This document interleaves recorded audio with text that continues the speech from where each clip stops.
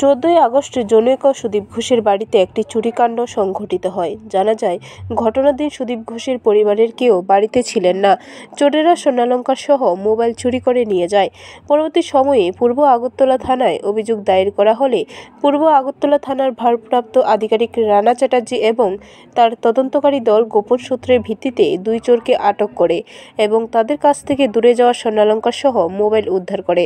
ধৃত দুই চোরের মধ্যে একজনের বাড়ি পেঁচারথল, অন্য একজনের বাড়ি দুর্গা চৌমুহনী এলাকায়।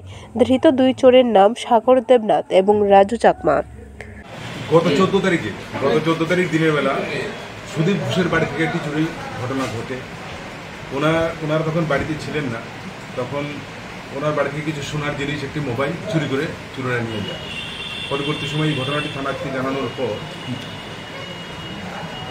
একটা টিম তৈরি করা হয় যারা এই ঘটনাটা তদন্ত করবে এবং এই ঘটনাটা তদন্ত চলাকালীন সময়েই গোপন সূত্রের খবরের ভিত্তিতে ওসি রানা চ্যাটার্জি এবং তার টিম দুইজন চোরকে ধরতে পারে এবং তাদের কাছ থেকে একটি সোনার চুড়ি, দুটো আংটি এবং একটি ছোটো আংটি এবং মোবাইল সব উদ্ধার করা সম্ভব হয়। যারা এই চুরির ঘটনায় জড়িত, এদের বাড়ি, একজনের বাড়ি আছে পেঁচারথল, আরেকজন দুর্গা চৌমুহনী এলাকায় ময়লাখোলা। একজন নাম হচ্ছে সাগর দেবনাথ, আরেকজন রাজু চাকমা। এদেরকে আজকে কোর্টে পাঠানো হবে এবং রিমান্ডে আনা হবে।